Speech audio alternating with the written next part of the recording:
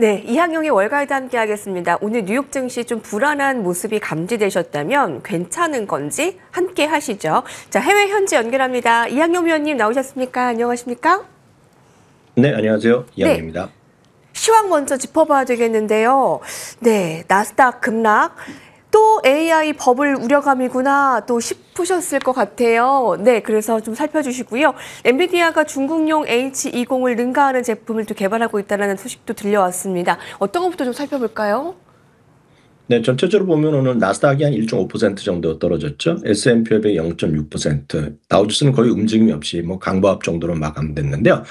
실제로 보면 나스닥은 올해 들어서 여러분들 기억 못 하시겠지만 벌써 20번이나 사상 최고가를 기록했습니다. 지금 8월 정도 되니까요. 지금 한 달에 벌써 2번 이상, 두세 번 사상 최고가를 기록할 정도로 엄청나게 강한 흐름을 올라왔기 때문에 일정 수준 주가가 쉬더라도 뭐 충분히 뭐 가능한 일이라고 정도 좀 마음이 편하게 보시면 되겠습니다. 고작 지금 고점 대비 나스닥 떨어져 봤자 2% 지금 떨어지지도 않았기 때문에 하루 이틀 쉬었다고 해서 뭐 안달하거나 그럴 이유는 전혀 없다라고 좀 보고 있겠습니다. 오늘 섹터별로 흐름을 잠깐 살펴보면 전체적으로 지금 시장이 소위 키 맞추기, 흔히 얘기해서 순환매적인 흐름이 이어지고 있다. 어떤 이유가 됐건 간에 그것 이상 이하도 아니라고 보고 있습니다.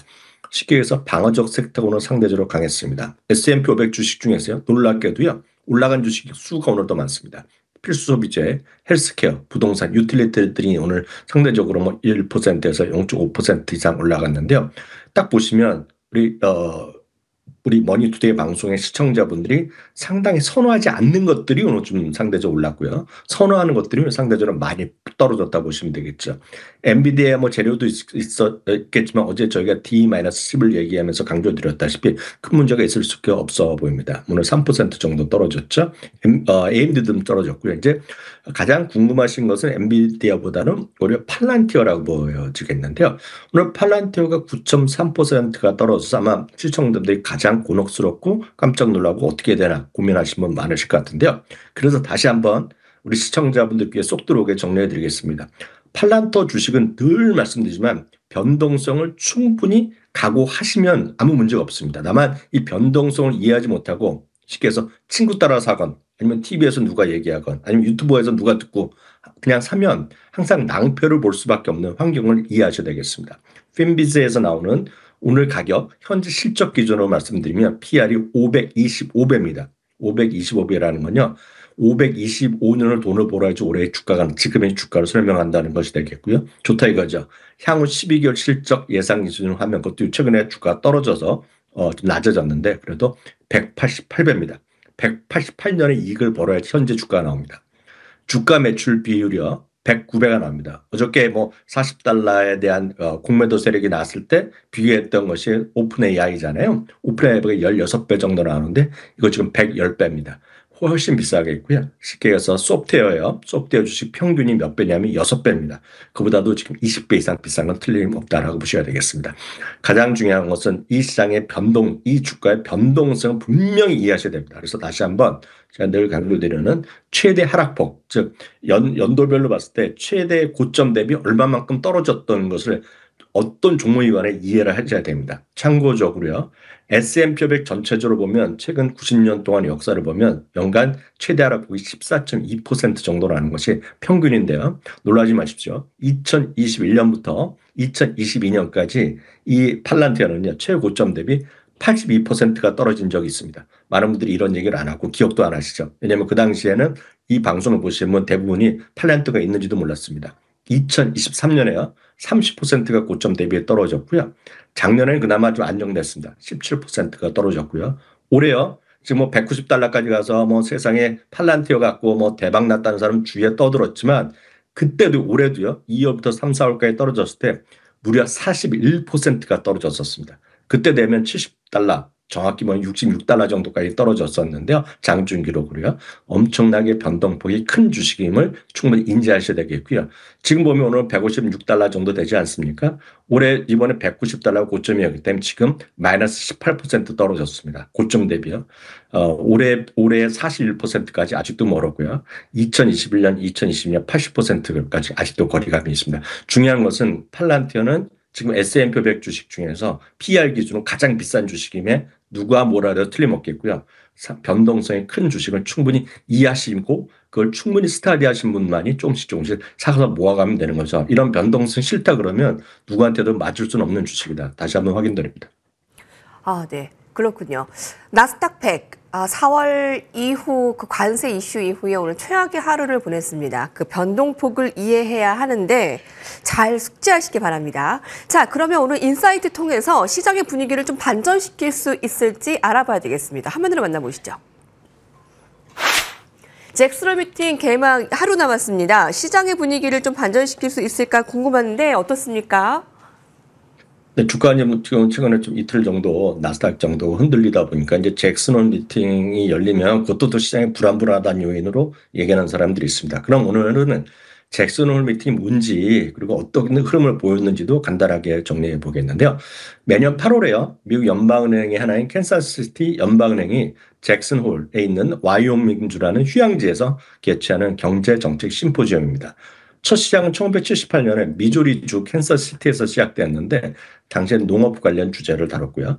82년입니다. 82년부터는 그 당시 연준 의장인 폴 볼코가 참석하면서 전체적인 경제 정책의 학술 토론회였다라고 보시면 되겠습니다. 여기서 궁금하신 게 있을 것 같습니다. 도대체 왜 와이오밍주로 옮겼냐 하는 것인데요. 이 부분은 상식적으로 말씀드리면 폴 볼코 당시 의장이 여기에 참석할 마음이 없었는데 막 오라고 얘기한 거죠. 그러면서 폴 볼코의 취미가 낚시입니다. 낚시. 낚시하면 여러분들이 영화나 이런 거 보시면 정말 광활한 자연에서 낚시하는 그런 계곡 이런 거 폭포 이런 거 나오고 있는데 대표적인 것이 혹시 많은 분들이 기억하실지 모르겠습니다. 브래드 피트가 젊을 때 나왔던 영화는 흐르는 강물처럼의 바로 그 지역이 와이오밍주의 바로 잭슨홀이라는 얘기를 많이 합니다. 바로 그 부분이 나오면서 잭슨홀 미팅이 됐다라고 보셔야 되겠고요. 근데 이제 상식적인 건 좀 말씀드렸고요. 올해 잭슨홀 미팅의 주제는 전환기의 노동시장, 인구 통계, 그리고 이제 거시 경제 정책이라는 것이 들어가서 20일부터 23일 날 이제 제롬 파월의 의장이 연설이 예정돼 있다라고 보셔야 되겠고요.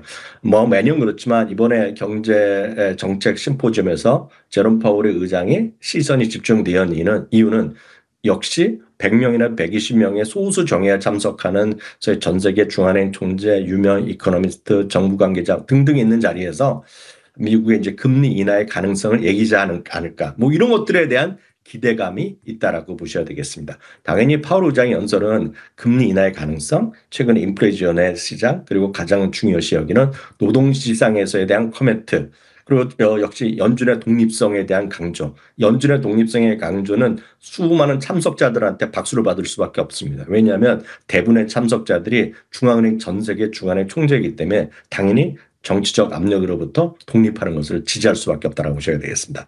증시에 미칠 영향 한번 찾아보겠습니다. 비둘기파적 스탠스가 나온다. 즉 금리 인하에 대한 강력한 시세가 나오면 당연히 주시장에선 랠리가 나올 가능성이 있겠죠. 반면에 그런 가능성을 얘기 안 하고 계속해서 데이터 드리븐, 데이터를 따져보겠고 고용시장이 여전히 약간 불안하다 하면 주가는 조정을 보일 가능성이 있겠습니다. 그러면 기본적으로 평균 과거는 어땠냐 하면 많은 분들이 물어보면 잭슨홀 미팅하면 주가 떨어졌다고 얘기하고 있는데 그것은 2022년에 주가 4% 이상 떨어졌던 기억이 있기 때문에 그러는데요. 평균적으로 보면은요, 최근 16번 동안에 5번만 하락하고 11번이 올라갔고요. 작년에도 물론 그 주간에 1.4%, 그 전에도 0.8% 올라가면서 평균적으로 0.8% 올라갔던 것이 역사적 통계일 뿐이다라고 보셔야 되겠습니다. 계속 말씀드리지만 잭슨홀 미팅이 있다고 해서 주가 뭐 떨어진다 이런 얘기, 오늘 주가 떨어진 것 때문에 오늘 떨어진 것도 잭슨홀 미팅 때문에 얘기하는 사람이 있다 그러면 제가 봤을 때는 단적으로 틀린 분석이다 이렇게 말씀드릴 수 있겠습니다. 아, 예, 그렇군요. 이번 주에 가장 중요한 이벤트입니다. 지난주에 그 물가지표 발표 이후에 지금 금리 인하 가능성 확실시되고 있는데 잭슨홀 미팅에서는 경제 상황을 어떻게 파악하나 좀 발표 앞두고 경계감이 있었습니다. 이것 때문에 오늘 하락을 했다? 그거는 아니었던 것 같고요. 오늘 미국 증시의 하락의 그 원인 파악을 좀 잘 하셔야 될 것 같아요. 자, 그러면 헤드라인 통해서 간밤 월가 쏟아져 나온 뉴스 살펴보고요. 앞으로의 전략 전망들 알아보겠습니다. 함께 보시죠. 네, 시장 위협 팩트체크 해보고 가겠습니다. 오늘 불안감을 보였던 미국 증시 본질을 살펴봤다면 이제 시장을 위협하는 요인들을 분석해서 그 전망과 전략들도 좀 세워주시죠. 네, 세븐즈 리포트의 톰 에세이 창업자의 얘기를 한번 살펴볼 필요가 있겠는데요. 최근 미국 주시장이 사상적으로 계속 움직이지 않았습니까? 지난 주말까지만 하더라도 다우지수를 제외하고는요 사상 최고가 지수를 막 가고 그랬는데요. 이렇게 강력한 랠리를 이어갔지만 실제로 따져보면 소비자 물가지수, 생산자 물가지수가 지난주 엇갈린 흐름 보여줬죠. 그리고 일부 기술 기업의 실적이 실망스러운 것도 있었습니다. 그리고 또 변동성이 커지면서 불안 요인이 있었고 고용시장이 약간 냉각되는 분위기가 있었잖아요. 그럼에도 불구하고 시장이 견조했기 때문에 여전히 시장은 언제라도 떨어질 수 있는 좀 조정을 보일 수 있는 빌미는 있다는 얘기인데요. 특히 두 가지 요인에 좀 주목해야 된다는 얘기를 하고 있습니다. 첫 번째는 역시 스태그플레이션입니다. 최근 물가 지표가 엇갈린 시대를 보이고 있겠고요.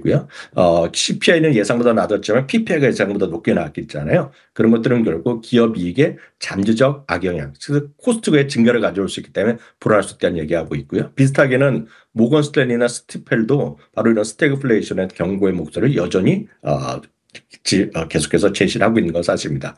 두 번째 더 큰 거는 이제 AI에 대해서 집중적인 현상이 계속 일어나고 선호도가 있는데 샘 헬트만도 뭐 그런 얘기를 했다고 하지만 결국은 AI에 대한 쏠림 현상이 지나치다는 얘기를 다시 한번 얘기를 하는 거죠. 두 종목의 그러니까 시장 시가총액 1, 2, 2위 주식이 지금 14% 정도 시가총액을 차지합니다. 전체적으로 지금은 상위 10개 종목의 비중이 40%입니다. 전체 상위 50개 주식의 비중이 75%거든요. 그러니까 지나치게 소수 종목군에 집중돼 있다는 것은 문제가 있겠고요. 특히 지금까지는 하이퍼스케일러들, 그러니까 대규모 기업들, 큰 빅테크 기업들이 집중적인 자본적 지출을 늘리고 있지만 혹시라도 이것이 브레이크가 걸리면 어떻게 되겠느냐 이런 걱정이 있는 거죠. 그래서 이런 것들을 세뮤얼 트만도 약간의 버블이 있을 수 있다라는 얘기를 하고 있다라고 보셔야 되겠습니다. 여튼 이 두 가지 포인트는 이런 잭슨홀 미팅과 상관없이 계속해서 우리가 유의해서 체크해야 될 만한 부분인 것만은 분명하다 이렇게 말씀드릴 수 있겠습니다. 네. 잭슨홀 미팅과는 별개로 계속 우리가 파악해야 되는 그 팩트 체크는 스태그플레이션에 대한 우려감과 그리고 이제 AI에 대한 이제 불안감 계속 그 두 가지를 좀 저울질하면서 시장이 갈 것 같으니까 숙지하시면 좋을 것 같습니다. 다음 헤드라인 살펴보실까요? 네, 사이버 보안 끝판왕 팔로알토 네트워크. 팔로알토가 실적 발표 후에 그 순항하고 있는데 월가에서 좀 주목하고 있다고요? 네, 팔로알토 네트워크스에 대한 그동안의 부담감이 많이 있었습니다. 기업 인수합병권도 있었고요. 최근 들어서 소위 AI 관련해서 소프트웨어 쪽이 부진하다는 얘기는 많이 있었고 경고의 목소리가 있겠는데요. 의외로 실적이 좋게 나왔고요. 가이던스도 좋게 나왔습니다. 그러면서 뱅크 오브 아메리카는 투자 의견 자체를 중립에서 매수로 올려놨고요. 목표 주가는 $215를 유지했습니다. 성장의 동력에 관해서는 역시 미국에서 가장 중요한 지표 중에 하나인 순현금 흐름, 잉여현금이 증가할 것으로 예상됐다라고 얘기하고 있겠고요. 문제됐던 사이버 아크 인수도 결국 장기적으로 보면 확장하는 데 오히려 도움이 되는 것이라는 얘기를 하면서 전체적으로 결론적으로 보면 팔로알토 네트워크에 대해서 투자 의견을 상향하는 것이 바람직하다는 얘기를 하고 있습니다.